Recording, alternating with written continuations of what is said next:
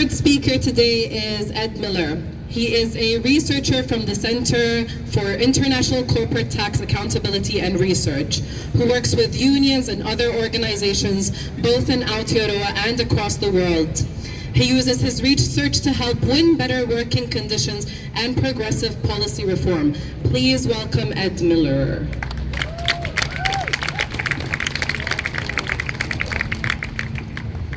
Wow, that's a bit of a hard act to follow. Hey, kia ora koutou, thank you so much for welcoming me into this space.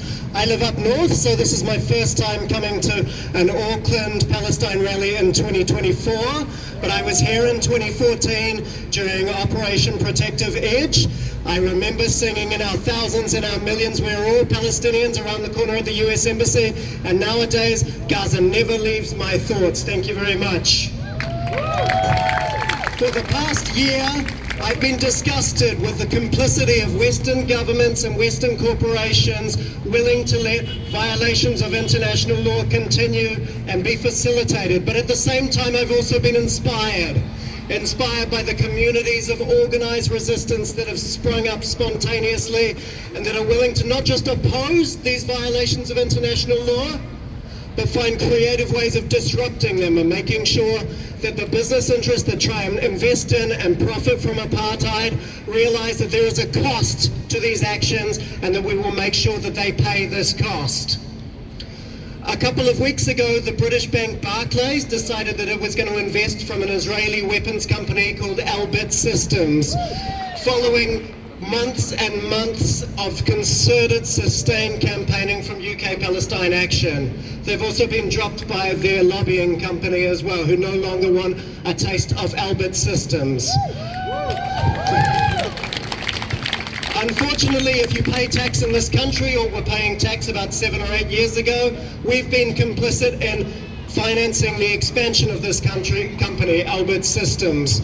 Our New Zealand Navy has a number of Navy frigates have laser systems that were installed by Elbit Systems.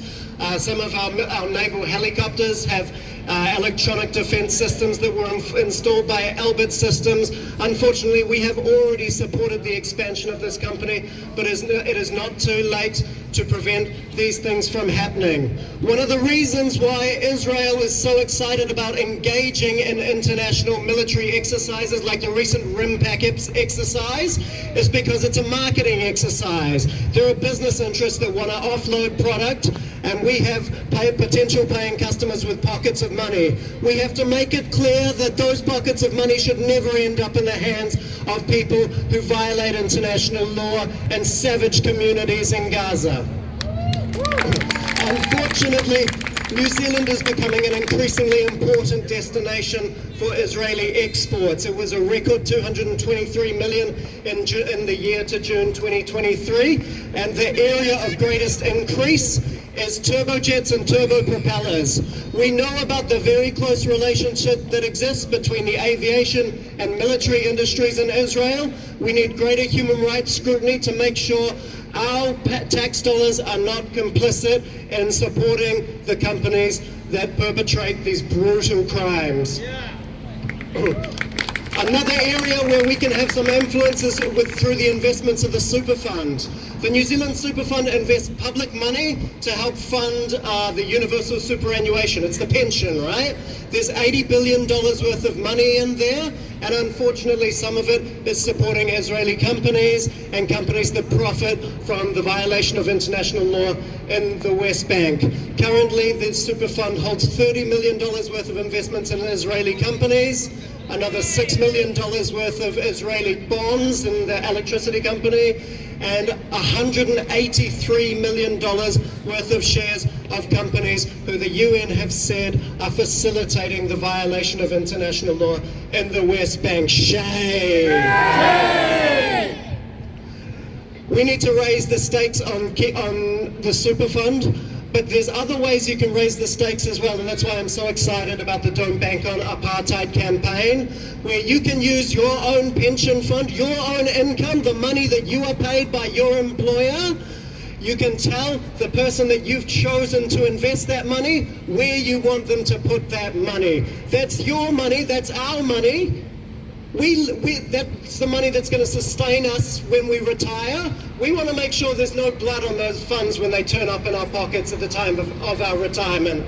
If you bank with the ASB, if you have a KiwiSaver with ASB, you have skin in the game. And let me tell you, the heat is already rising on banks, ASB included. Last year they made $2 billion in profit again. $2 billion at the same time that almost everyone in our communities are really suffering right now, trying to make ends meet. Can you imagine that the chairperson of ASB had the temerity, had the nerve to appear in front of the select committee on bank profits the other day and said we need to make profits like this so that we can ensure that customers get cheaper banking services. Are you out of your mind and insane? We fund these people to manage our money for our retirement. We have an obligation to make sure there is not blood on that money when it turns up in our pockets. If you have an ASB bank account, then the time is ticking between now and November 29. Get in touch with your bank and tell them what you think of the investments in Motorola. Be nice to the bank workers. Bank workers rely on being able to sell products like KiwiSavers to support their income. They get benefits from upselling those products. If you're nice to your bank worker, ask them to communicate to their management that they don't want to be selling these products anymore. They don't want to sell KiwiSaver products that have blood on their hands either. We have some power here. There are more opportunities to do this. This is a great starting point. Let's send a message to all companies in this country that we're going to raise the cost of people who are trying to invest in or profit from apartheid. This is a tough economic climate. We're here to cut those costs for you and get rid of those assets. There's a lot of better investment opportunities in this country that don't rely on the violation of international law. Thank you very much.